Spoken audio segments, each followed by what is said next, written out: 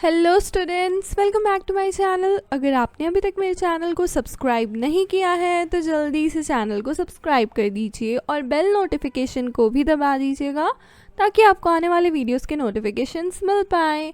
अभी हम 3 दिन की क्लासेस चलाएंगे, आज कल और परसों की क्लासेस, जिसके अंदर हम पीटेट का मोटा मोटा ऊपर से सारा रिवीजन कर लेंगे। जीके को छोड़ के, या हम कहें जो जर्नल स्टडीज़ हैं उसको छोड़ के, सोशल स्टडीज़ को, हिस्ट्री को छोड़ के हम पीटेट का ऑलमोस्ट, इंग्लिश हो गई, हमारा जो भी हमारा लॉजिकल रीजनिंग है, जो भी रीजनिंग का पार्ट है वो सारा हम कवर करेंगे। साथ में हम टीचिंग एप्टीट्यूड भी कवर करेंगे। ठीक है, ये 3 दिन का वीडियो है, 3 दिन का कोर्स चलेगा। तो अभी इस वीडियो में मैं आपको रेशो और ब्लड रिलेशन के बारे में बताऊंगी। फटाफट से आपको एक रिव्यू दे दूंगी। अभी तक काफ़ी बच्चों ने तैयारी तो की होगी, लेकिन कुछ बच्चों ने 1-2 दिन पहले ही बुक खोली होगी, तो उनके लिए प्रॉब्लम हो रही होगी। I can understand. तो इसीलिए मैं आपके लिए वीडियो लेके आई हूँ, ये 3 दिन का कोर्स लेकर के आई हूँ, जिसमें अगर आप ये सारी चीज़ें थोड़ा थोड़ा है, शॉर्टकट मेथड है, फटाफट करने वाली बात है, फटाफट समझने वाली बात है। अगर आप इनको समझ लेते हैं तो आपके इनसे रिलेटेड क्वेश्चंस जो हैं, इन टॉपिक से रिलेटेड क्वेश्चंस जो हैं वो आप सॉल्व कर पाएंगे। 16 को पेपर है पीटेट का और आज 13 है। 13 को मैं कोशिश करूँगी, ये वीडियो तो मैं 13 को बना रही हूँ, ये वीडियो ऑन एयर भी 13 को हो जाए। कोशिश करूँगी कि वीडियो आज ही अपलोड हो जाए, 14th तक ना जाए। अभी 3 to 4 वीडियोज़ के ऊपर हम बनाएंगे। पीटेट के ऊपर हम पूरे कोर्स को करने की कोशिश करेंगे कि हम सारा सिलेबस जो है वो फटाफट कवर कर लें, ताकि आपको एग्ज़ाम में प्रॉब्लम ना आए। क्योंकि पीटेट के एग्ज़ाम में क्या होता है, हर एक टॉपिक से 4 से 5 क्वेश्चन, कई बार तो 6 से 7 क्वेश्चन भी आ जाते हैं। जैसे रेशो में से आ गए, ब्लड रिलेशन में से 2 क्वेश्चन, 3 क्वेश्चन आ जाते हैं, तो वो आपके कवर हो जाएंगे। बाकी जो मैंने आपको ट्रिक बताई है कैसे आपने पीटेट के पेपर को अटैम्प्ट करना है, अपने जो आप मार्क्स लूज़ करने जा रहे हैं, जो क्वेश्चंस आपको नहीं आते हैं, उनमें भी आप कैसे मार्क्स को गेन कर सकते हो, वो वीडियो आप जाकर के देख लेना। मैं आपको डिस्क्रिप्शन बॉक्स में भी उस वीडियो का लिंक दे दूँगी। तो चलिए शुरू करते हैं, रेशो एंड ब्लड रिलेशन। अब पहले तो हम ये जान लेते हैं कि रेशो है क्या। नॉर्मल लैंग्वेज में रेशो का मतलब होता है एक रिलेशनशिप 2 नंबर के बीच में, जो इंडिकेट करता है कि कितने टाइम्स पहला नंबर दूसरे नंबर को कंटेन करता है। जैसे यहाँ पे आप एग्जाम्पल देखिए, x:y, ये रेशो की फॉर्म में लिखा हुआ है, लेकिन हम इसको सॉल्व जब करते हैं तो x/y आ जाता है, x डिवाइडेड बाय y आ जाता है। इसको लिखा ऐसे जाता है। तो जब भी आपके पास में रेशो के क्वेश्चंस आएंगे तो आपको डिवाइड करके उनको सॉल्व कर सकते हैं, x/y, या फिर यहाँ पे x की जगह 3 लिखा है या y की जगह मान लीजिए 4 लिखा है, तो यहाँ पे 3/4 हो जाएगा। तो अगर आपने रेशो से नंबर निकालना है तो आप 3/4 को क्या करोगे, 3 को 4 से डिवाइड कर दोगे और जो भी आपका डेसिमल में नंबर आएगा वो आप लिख देंगे, 0 पॉइंट कुछ। ठीक है, नेक्स्ट हम एक क्वेश्चन देख लेते हैं। यहाँ पे लिखा है कि if a bowl of fruits, अगर एक फ्रूट्स का जो कटोरा है या कटोरी है वो कंटेन करता है 4 ऑरेंजेस को और 2 लेमन्स को, तो रेशो जो ऑरेंज टू लेमन का होगा, हमने क्या बात की कि यहाँ पे 4 ऑरेंजेस हैं और 2 लेमन्स हैं, तो ऑरेंज टू लेमन का रेशो क्या है, 4:2 है। 4:2 ही तो होगा, क्योंकि ऑरेंजेस 4 हैं और लेमन्स 2 हैं, तो 4:2 हो जाएगा, जो कि 2:1 के इक्विवेलेंट होगा। क्यों इक्विवेलेंट होगा, क्योंकि हम सबसे स्मॉलेस्ट नंबर निकालते हैं जब भी रेशो के क्वेश्चंस को सॉल्व करते हैं। तो जैसे 4/2, यहाँ पे 4:2 का मतलब है कि 4 डिवाइडेड बाय 2 हो जाएगा, और जब आप 2 के टेबल से 4 को कट करोगे तो नीचे 1 आ जाएगा और ऊपर 2 रह जाएगा। तो रेशो के आंसर क्या आएगा, 2:1 आएगा। इस चीज़ को समझना इम्पॉर्टेंट है कि जब भी रेशो के क्वेश्चंस आते हैं तो सबसे स्मॉलेस्ट नंबर में आंसर निकाला जाता है। 4:2 नहीं लिख सकते हो आप, आपको इसको सबसे स्मॉलेस्ट नंबर से डिवाइड करना ही पड़ेगा स्मॉलेस्ट नंबर निकालने के लिए। आगे मैं आपको बताती हूँ, यहाँ पे हम बात करेंगे कि रेशोज़ कितने तरीके के होते हैं। ठीक है, ये तो एक नॉर्मल बात हम कर रहे हैं। अभी हम क्वेश्चंस भी देखेंगे। एक तो हमारे पास में डुप्लीकेट रेशो होता है। डुप्लीकेट रेशो का मतलब होता है स्क्वायर हो जाता है। जैसे 2:3, अगर आपसे क्वेश्चन पूछा जाए कि 2:3 का डुप्लीकेट रेशो फाइंड आउट कीजिए, तो उसका डुप्लीकेट रेशो होगा 2 का स्क्वायर 3 का स्क्वायर, मतलब 4:9 हो जाएगा। अगर आपसे क्वेश्चन पूछा जाए कि ट्रिप्लीकेट रेशो बताइए 3:2:3 का, तो यहाँ पे इनका क्यूब हो जाएगा। 2 का 8 हो जाएगा, और जैसे 2 2 जा 4, 4 2 जा 8, तो 2 का क्यूब हो जाएगा, और 3 का 27 हो जाएगा। अब हम बात करते हैं सब डुप्लीकेट रेशो। अगर आपसे सब डुप्लीकेट रेशो पूछा जाता है तो इसका स्क्वायर रूट हो जाएगा। 4:9 क्वेश्चन दिया हुआ है आपको, और आपको ये बोला गया है कि आपको 4:9 का सब डुप्लीकेट रेशो फाइंड आउट करना है। तो ये क्या हो जाएगा, ये 4 का स्क्वायर रूट और 9 का स्क्वायर रूट हम करेंगे तो हमारे पास में क्या हो जाएगा, 2:3 आंसर आ जाएगा। और सब ट्रिप्लीकेट जहाँ लिखा हो, सब साथ में लिखा हो, वहाँ पे क्यूब रूट हो जाता है। जैसे 8:27 का फाइंड आउट करोगे तो 2:3 आंसर आएगा। इसका स्क्वायर रूट नहीं होगा, इसका क्यूब रूट होगा। अब नेक्स्ट होता है कंपाउंड रेशो। इससे क्वेश्चंस आते हैं। कई बार क्या लिखा होता है, A:B, C:D और E:F। तो नेक्स्ट में आपको दिया होता है कि अब बताओ कि आगे क्या आएगा या इसका रेशो क्या होगा। तो यहाँ पे इसको हम कंपाउंड रेशो बोलते हैं। अब यहाँ पे जैसे आपके पास A:B, C:D और E:F दिया हुआ है। अब आपको इसको लिखना कैसे है, मैंने आपको स्टार्टिंग में ही बताया था कि इसको डिवीजन के रूप में लिखते हैं, जैसे A/B, C/D और E/F। और जब आप इनको लिख रहे हो तो जो ऊपर न्यूमरेटर हैं वो मल्टीप्लाई हो जाएंगे और डिनोमिनेटर भी आपस में मल्टीप्लाई हो जाएंगे। तो यहाँ पे आंसर क्या आएगा, ACE डिवाइडेड बाय BDF, क्योंकि ये तो मल्टीप्लाई हो गए। और रेशो में आंसर कैसे आएगा, ACE इज टू BDF। इस तरीके से हम लिखेंगे। अब कंबाइंड रेशो, मान लीजिए यहाँ पे आपको A:B का रेशो दिया हुआ है कि A:B इज इक्वल्स टू 2:1 है, B:C इज इक्वल्स टू 3:2 है। अब आप इनको कंबाइंड रेशो फाइंड आउट करना है। इनका कहने का मतलब है कि आपके पास A, B और B, C इनको रेशो में वैल्यू दी हुई है, आपको कंबाइंड रेशो फाइंड आउट करना है। मतलब आपको A, B और C का रेशो यहाँ फाइंड आउट करना है, और आपको यहाँ पे अलग अलग दिया हुआ है। तो अब आप फाइंड आउट कैसे करोगे, इसमें हम कैसे फाइंड आउट करते हैं, इसमें हम इस तरीके से करते हैं कि हम ऊपर से नीचे जाते हैं। ऊपर से नीचे कैसे जाते हैं, A to B जाएंगे पहले। मतलब हम 2 को, जैसे हमने यहाँ लिख लिया 2:1 ऊपर लिख लिया, 3:2 नीचे लिख लिया। अब हम A का रेशो फाइंड आउट करना है, A की वैल्यू फाइंड आउट करनी है। तो हम क्या करेंगे, ऊपर से नीचे जाएंगे, 2 into 3 करेंगे। ठीक है, यहाँ हम 2 into 3 करेंगे तो A की वैल्यू 6 आ जाएगी।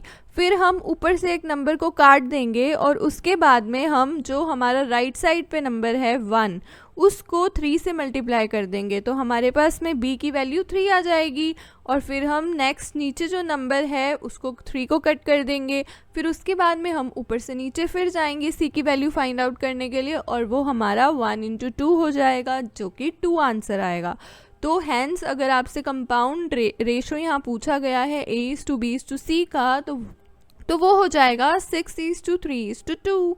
अब अगला क्वेश्चन देख लेते हैं। अगले क्वेश्चन में हमारे पास जैसे दिया हुआ है A:B is equals to 3:1, B:C is equals to 4:3, C:D is equals to 4:4:1। ठीक है, ईस्ट टू भी बोल सकते हो, रेशो भी बोल सकते हो। अब यहाँ पे आपको कंपाउंड रेशो फाइंड आउट करना है। तो हमारे पास में क्या है, यहाँ पे कॉमन में A है, B है, C है और D है। तो A, B, C, D की रेशो फाइंड आउट करनी है। अब यहाँ पे भी हम ऊपर से नीचे जाएंगे, एक एक वैल्यू को कट करते जाएंगे। जैसे सबसे पहले अपन को A की वैल्यू फाइंड आउट करनी है, तो यहाँ पे हम 3 into 4 into 4 कर देंगे, ऊपर से नीचे गए। उसके बाद में B की वैल्यू फाइंड आउट करनी है, तो 3 को काट देंगे, और राइट साइड पे 1 है तो 1 into 4 into 4 कर देंगे।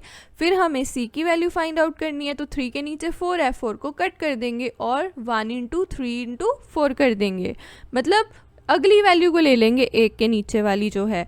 फिर हमें D की वैल्यू फाइंड आउट करनी है, तो हम ये जो पहली रो है इसमें से 4 को भी कट कर देंगे, और जो दूसरी रो है उसमें से तीनों को मल्टीप्लाई कर देंगे। तो हमारे पास में क्या होगा, A:B:C:D का आंसर आ जाएगा। अब हम बढ़ते हैं आगे। नेक्स्ट हमारे पास में स्टेटमेंट बेस्ड रेशो है और इससे बहुत सारे क्वेश्चंस आते हैं।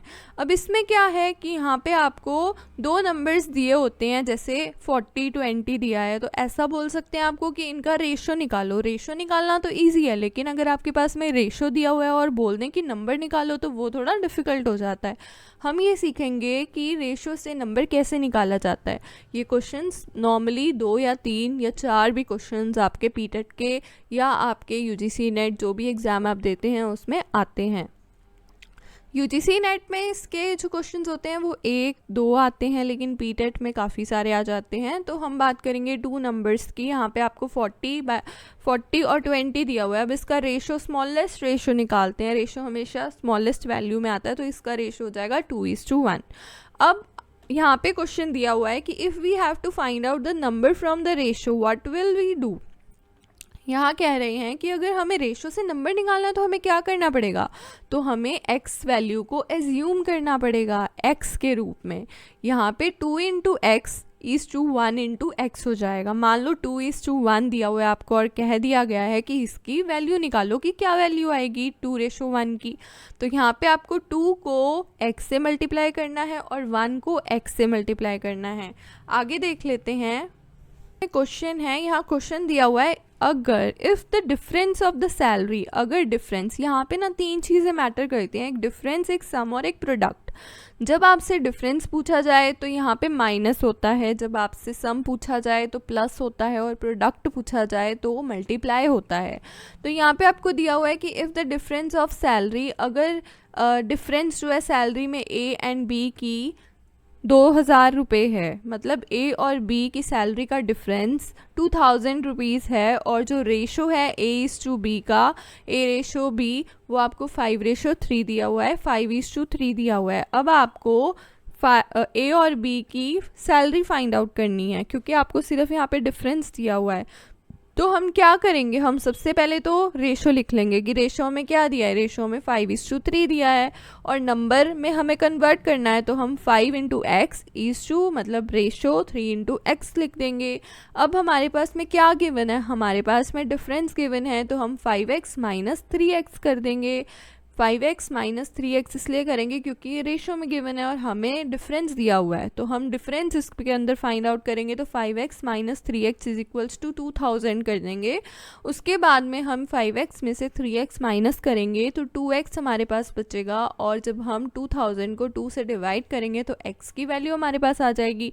अब जब हमारे पास में x की वैल्यू आ गई तो ये जो नंबर ऊपर हमें फाइंड आउट करना था ये तो बहुत आसान हो जाएगा। 5 × 1000 रेशो 3 × 1000 या 5 × 1000 = 3 × 1000 हो जाएगा, और आंसर हमारे पास में 5000 और 3000 वैल्यू में आ जाएगा। क्योंकि वैल्यू में जो आंसर आएगा, जो नंबर में आंसर आएगा वो तो वही रहेगा, लेकिन जब हम रेशो फाइंड आउट करेंगे तब हम उसको स्मॉलेस्ट नंबर में ले आते हैं। स्मॉलेस्ट रेशो हमें चाहिए होता है इसलिए। अब नेक्स्ट क्वेश्चन देखिए। नेक्स्ट क्वेश्चन है कि जो रेशो है 2 नंबर का वो 4:1 है और उनका जो प्रोडक्ट है वो 196 है। यहाँ दिया हुआ है कि 2 नंबर का रेशो दिया हुआ है आपको 4:1 और इनका प्रोडक्ट मतलब इनका मल्टीप्लाई = 196 है। अब आपको नंबर्स निकालने हैं कि ये नंबर क्या हैं जिन 2 नंबर का रेशो दिया हुआ है। अब रेशो तो हमें दिया हुआ है 4:1, वही फॉर्मूला लगेगा 4 × x और 1 × x। अब 4x × 1x = 196, क्योंकि यहाँ पे प्रोडक्ट दिया हुआ है, ऑलरेडी आपको गिवन है क्वेश्चन में। अब आपको क्या करना है, जब आप 4x को 1x से मल्टीप्लाई करोगे तो ये 4x² हो जाएगा और = 196 तो है ही। अब यहाँ पे x² = 196 डिवाइडेड बाई 4 = 49, और x² है तो यहाँ पे स्क्वायर रूट हो जाएगा 49 का, और यहाँ पे x की वैल्यू 7 आ जाएगी। जब x की वैल्यू 7 आ गई तो 4 × x के अंदर 4 × 7 लगेगा और 1 × x के अंदर 1 × 7 लगेगा, तो आपके पास में वैल्यू आ जाएगी कि क्या वैल्यू होगी नंबर की वैल्यू होगी 28 और 7। ठीक है, तो अब हम अगले क्वेश्चन की तरफ बढ़ते हैं। अगला क्वेश्चन हमें दिया हुआ है कि सम ऑफ एजेस A, B और C की एजेस का सम दिया हुआ है 90 ईयर्स, मतलब प्लस 6 ईयर्स अगो 6 साल पहले there edges were in the ratio 1:2:3। अब यहाँ पे आपको पास्ट और प्रेजेंट देखना है, क्योंकि यहाँ पे आपको प्रेजेंट एज पूछी है। अब आपको ये देखना है कि 6 साल पहले मतलब पास्ट में रेशो किस एज जो है वो रेशो में दी हुई थी, क्या रेशो था 1:2:3। तो आप लिख लोगे पास्ट का रेशो है 1:2:3। अब आपको प्रेजेंट में सम दिया हुआ है a+b+c = 90। ठीक है, अब क्या करना है हमें, अब यहाँ पे हमें क्या करेंगे हम, यहाँ पे जैसे 90 - 18 हो जाएगा। यहाँ पे 18 क्यों होगा, क्योंकि यहाँ पे हम क्या कर रहे हैं, यहाँ पे हम 1:3:2:3 देख रहे हैं, जो रेशो हमारा 6 साल पहले था। तो यहाँ पे 6 साल ले रहे हैं ना, हम 6 ले रहे हैं यहाँ पे, तो 6 हर एक का होगा और वो प्लस होगा, क्योंकि यहाँ पे हम 3 जनों की एज की बात कर रहे हैं। तो यहाँ पे 6 + 6 हो जाएगा, मतलब 18 आ जाएगा, और 90 में से उस 18 को माइनस कर देंगे तो हमारे पास में 72 आ जाएगा।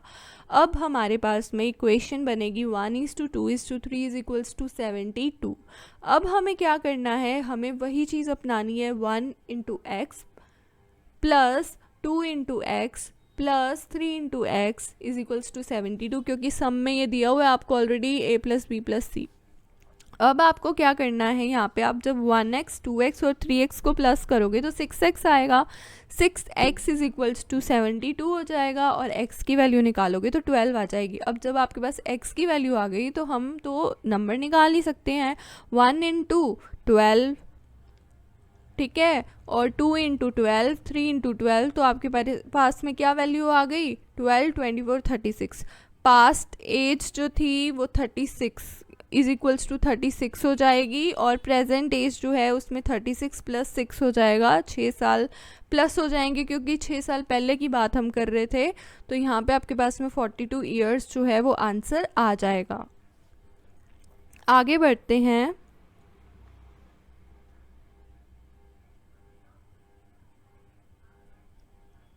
ट्वेंटी ईयर्स अगो, 20 साल पहले, Ram was half of Sam in as.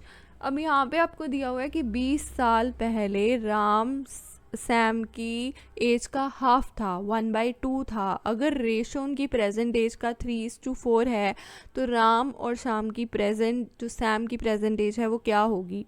इनमें से आपको ऑप्शन दिए हुए हैं, आपको निकालना है। अब सबसे पहले तो यही चीज़ लिखोगी 20 ईयर्स अगो = 1/2। रेशो दिया हुआ है 3:4, 3x = 4x हो जाएगा। अब 3x - 20 हो जाएगा, क्योंकि 20 साल पहले की हम बात कर रहे हैं, तो यहाँ पे 3x - 20 = 4x - 20 हो जाएगा, = 1/2 हो जाएगा। अब इसको इक्वेशन को सॉल्व कर लेंगे, 3x - 20 / 4x - 20 हो जाएगा, = 1/2 हो जाएगा। अब हमें जो हमारा ये 3x - 20 है, ये जो 2 है, ये 2 ऊपर चला जाएगा और 3x - 20 से मल्टीप्लाई हो जाएगा, और दूसरी साइड पे 4x - 20 1 से मल्टीप्लाई हो जाएगा। तो आपके पास में इक्वेशन लास्ट में 2x = 20 बचेगी और x की वैल्यू 10 आ जाएगी। तो अब आप निकाल सकते हैं कि प्रेजेंट एज क्या है। 3x में आप 3 × 10 कर देंगे और 4x में आप 4 × 10 कर देंगे, तो आपके पास में वैल्यू आ जाएगी 30, 40। तो इस तरीके के जो क्वेश्चंस हैं वो देखने को मिलते हैं एग्ज़ाम में, तो आप ये सॉल्व कर सकते हैं। अगर आपको ये जो सिनेरियो है वो समझ में आ गया, सीन समझ में आ गया ना, कि कैसे करना है, पुराना ईयर है, प्रेजेंट ईयर है, हाफ एज है पुरानी, तो कैसे करना है, वो चीज़ आपको क्वेश्चन को समझने की ज़रूरत है और कंसेप्ट को समझने की ज़रूरत है।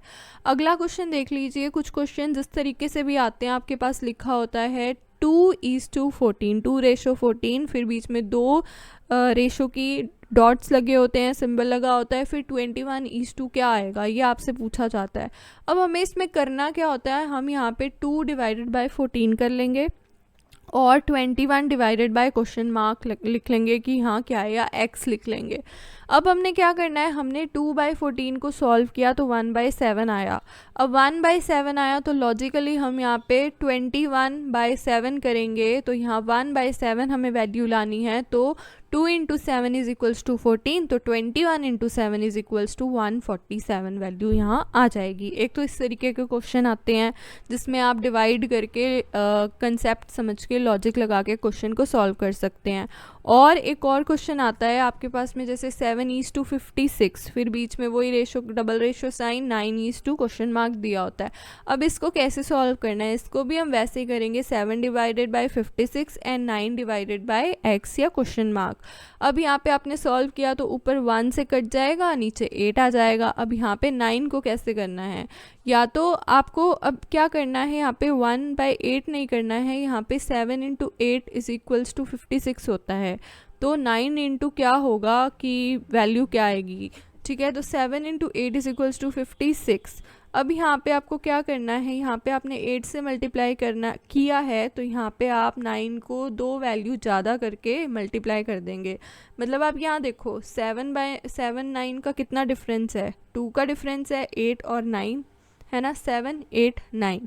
तो यहाँ पे आपको 2 का ही डिफरेंस लेना है, यहाँ पे आपको 8 9 और 10 लेना है। ये थोड़ा अलग लॉजिक वाला क्वेश्चन, लॉजिक लगाएंगे यहाँ पे, हमें क्वेश्चन सॉल्व करना है, हमारे पास में क्वेश्चन दिया हुआ है, ठीक है। अब आपने 7 to 9 देख लिया कि 2 का डिफरेंस आ रहा है, और जब आपने डिवाइड किया तो 1/8 आ रहा है। तो यहाँ पे आप 8 का 2 का डिफरेंस ले लोगे और 8 9 10 ले लोगे और 10 से 9 को मल्टीप्लाई करोगे तो आंसर 90 आएगा और आपके पास में आंसर आ जाएगा। यहाँ पे आपको 1/8 करने की ज़रूरत नहीं है, ठीक है। यहाँ पे आपको जैसे 1/8 यहाँ है तो यहाँ भी 1/8 नहीं होगा, यहाँ पे एक अलग तरीके से लॉजिक लग के आंसर आएगा।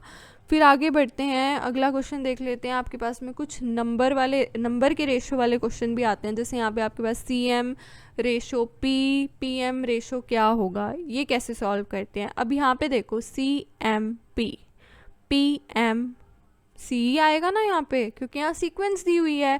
यहाँ पे M कांस्टेंट है, M उसी जगह प्लेस है, लेकिन P और C की पोजीशन बदल रही है। तो थोड़ा लॉजिक लगाना पड़ेगा कि यहाँ पे P इधर है और C इधर है, लेकिन P इधर है और M तो वहीं उसी जगह पे है, तो C ही गायब है, तो यहाँ पे C आ जाएगा, ठीक है। इस तरीके से क्वेश्चन सॉल्व होगा। एक और क्वेश्चन देख लेते हैं, DE रेशो LM, और यहाँ आगे की जगह क्वेश्चन मार्क है और नेक्स्ट PQ है।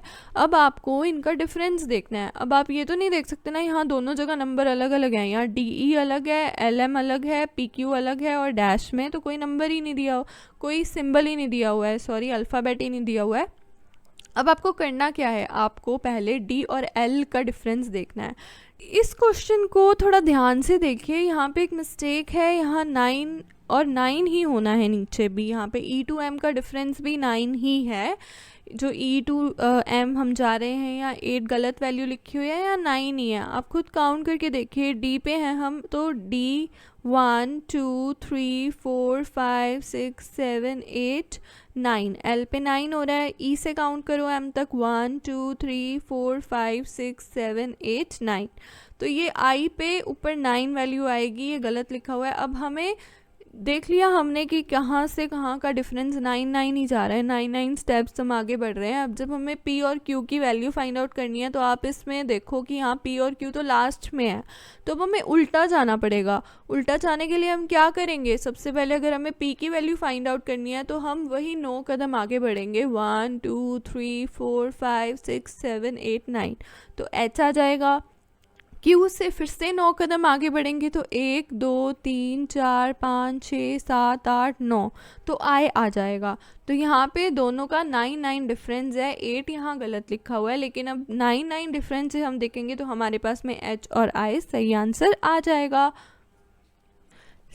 आपको आई होप रेशो समझ में आ गया होगा। यहाँ पे आपके पास स्टेटमेंट बेस्ड रेशो के क्वेश्चन काफ़ी ज़्यादा आते हैं, और साथ ही में नंबर रेशो के क्वेश्चन भी डायरेक्ट आ जाते हैं कि 2 नंबर दिए होते हैं, दूसरी साइड पे 1 दिया होता है और 1 खाली छोड़ा होता है। और अल्फ़ाबेट सीरीज़ के भी आते हैं, यहाँ पे अल्फ़ाबेट के रेशो के क्वेश्चंस भी आते हैं।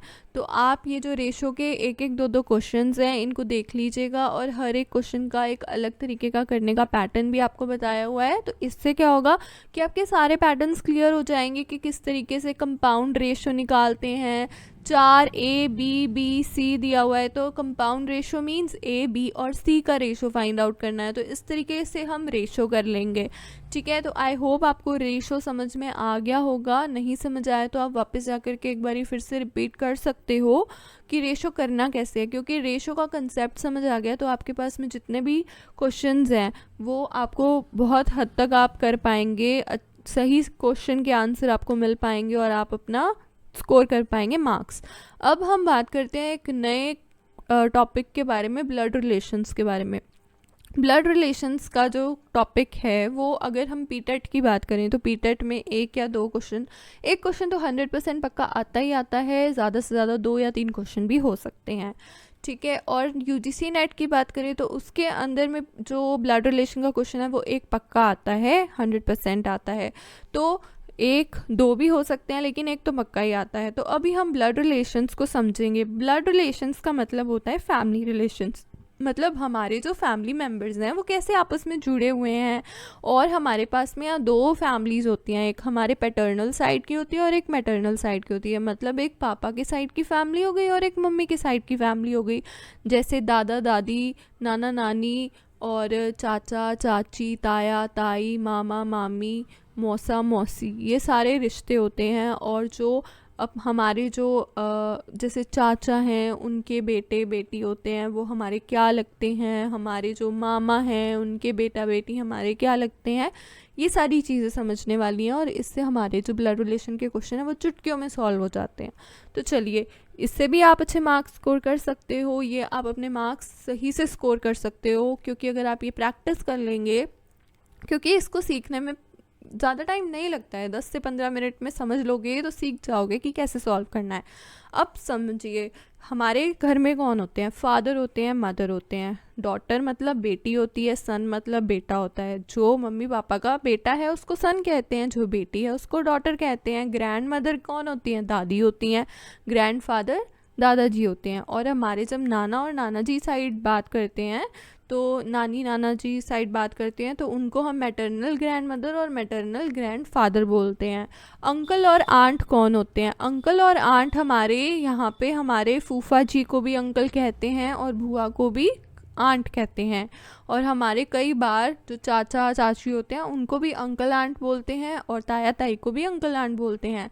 डॉटर इन लॉ क्या होती है? डॉटर इन लॉ बहू होती है। सन इन लॉ जवाई होते हैं, जो कि हमारी जैसे घर में बेटी के हस्बैंड है।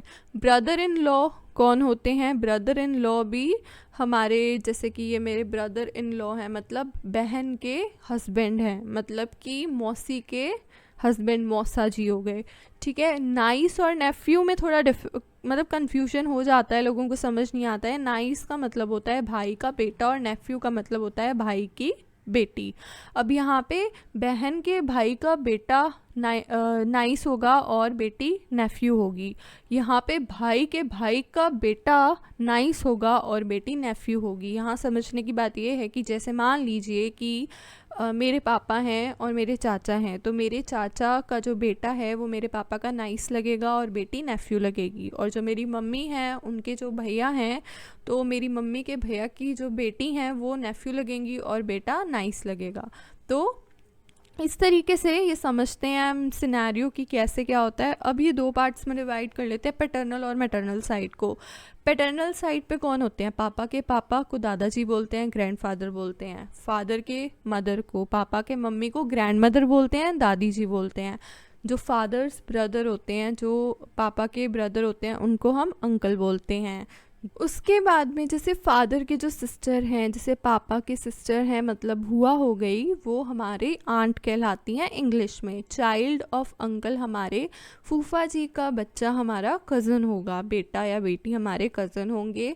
जो अंकल की वाइफ हैं वो हमारी आंट होंगी, मतलब हमारे फूफा जी या फिर हमारे चाचा जी या ताया जी के जो वाइफ हैं वो हमारे आंट लगेंगे। जो हमारे आंट के हस्बैंड है वो हमारे अंकल लगेंगे, ठीक है। मैटरनल साइड पे क्या होता है? मम्मी के जो फादर होते हैं उनको मैटरनल ग्रैंडफादर बोलते हैं। मम्मी के जो मदर होते हैं उनको मैटरनल ग्रैंड मदर बोलते हैं। और जो मम्मी के भाई होते हैं उनको मैटरनल अंकल बोलते हैं। और मम्मी की जो सिस्टर होती हैं, मतलब मौसी जो होती हैं, उनको इंग्लिश में आंट बोलते हैं। वाइफ जो होती है मैटरनल अंकल की, उनको मैटरनल आंट बोलते हैं। अब आगे बढ़ते हैं। यहाँ पे आपके पास में क्वेश्चन है, दो क्वेश्चन से मैं आपको पूरा सिनेरियो क्लियर करा दूंगी कि ये कैसे सॉल्व होता है। यहाँ पे आपके पास एक क्वेश्चन है, इंट्रोड्यूसिंग अ गर्ल, एक गर्ल को, एक लड़की को इंट्रोड्यूस करते समय राम प्रसाद सेड, राम प्रसाद ने कहा कि her mother is the only daughter of my mother in law. एक लड़की को इंट्रोड्यूस, इसको समझिए कि एक लड़की को राम प्रसाद ने इंट्रोड्यूस कराया किसी को, और उस लड़की को इंट्रोड्यूस कराते वक्त राम प्रसाद ने कहा कि इस लड़की की जो मम्मी है, इस लड़की की जो मम्मी है वो मेरी मदर इन लॉ की इकलौती डॉटर है, मतलब मेरी सास की इकलौती डॉटर है। तो मेरी सास की इकलौती डॉटर की जो गर्ल के बारे में यहाँ बात कर रहे हैं, तो यहाँ पूछ रहे हैं कि जो किस तरीके से जो राम प्रसाद है वो गर्ल से रिलेटेड है, क्या वो फादर है उस गर्ल का, हस्बैंड है, ब्रदर है, या फिर आप डिटरमाइन नहीं कर सकते हो, आप नहीं बता सकते हो कि क्या है।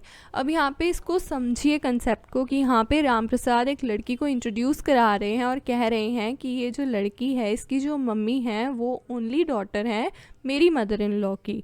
मतलब यहाँ पे क्या है, यहाँ पे हस्बैंड और ब्रदर तो नहीं हो सकते हैं और कैन नॉट बी डिटरमाइन भी नहीं हो सकते हैं। यहाँ पे राम प्रसाद की सास की बात हो रही है कि वो अपनी मदर इन लॉ की डॉटर की बात कर रहे हैं, और वो कह रहे हैं कि इस लड़की की मदर जो है वो ओनली डॉटर है मेरी मदर इन लॉ की, मतलब मेरी सास की इकलौती बेटी है इस लड़की की मम्मी। तो क्या हो गया, वो राम प्रसाद की वाइफ होगी, और राम प्रसाद की वाइफ होगी मीन्स कि जो गर्ल है उसके वो फादर हो गए। तो इस तरीके से हमें निकालना होता है कि जैसे राम प्रसाद की जो मदर इन लॉ की ओनली बेटी जो है वो इस गर्ल की मदर है, ठीक है। तो राम प्रसाद की मदर इन लॉ मीन्स सास, और गर्ल की जो मदर है मतलब राम प्रसाद की वाइफ हुई, तो राम प्रसाद कौन हुए, गर्ल के फादर हो गए। अब नेक्स्ट देखिए, ये ना क्वेश्चन है, यहाँ पे क्वेश्चन तो गायब हो गया है लेकिन कंसेप्ट समझाया हुआ है। यहाँ पे एक क्वेश्चन है कि एक शेफाली सिस्टर है, ठीक है। अब अभी ये बताना है कि ये किसकी सिस्टर है। यहाँ पे बोलते हैं कि आलोक, एक आलोक नाम का इंसान है, आलोक का जो बेटा है उसके बेटे की सिस्टर शेफाली है। आलोक के बेटे की सिस्टर शेफाली है, तो आलोक शेफाली के क्या लगे, या शेफाली, यहाँ पे पूछा गया था कि शेफाली आलोक की क्या लगी। तो अगर हम बात करें कि आलोक के बेटे की, मतलब आलोक का जो बेटा है उसके बेटे की बहन है शेफाली, तो मतलब क्या हुआ, आलोक का जो बेटा है वो तो आलोक का बेटा हुआ, और लेकिन जो बेटे का बेटा है वो तो आलोक का ग्रैंड चाइल्ड हो गया। जब वो आलोक का ग्रैंड चाइल्ड हो गया, सन जो है वो आलोक का ग्रैंड चाइल्ड हो गया, तो शेफाली तो सन की ग्रैंड चाइल्ड की सिस्टर हुई, तो शेफाली क्या हुई, शेफाली उनकी ग्रैंड डॉटर लगी। और आलोक का रिश्ता कैसे हुआ शेफाली से, वो उनके ग्रैंड फादर लगे, ठीक है। तो ये इस तरीके से क्वेश्चंस आते हैं, थोड़े कन्फ्यूजिंग होते हैं, लेकिन कन्फ्यूज़न तो होती ही है इन क्वेश्चंस में, लेकिन आप थोड़ा कंसेप्ट को समझिए, आपको 4-5 मिनट लगेंगे क्वेश्चन को समझने में, लेकिन आपसे क्वेश्चन हो जाएगा।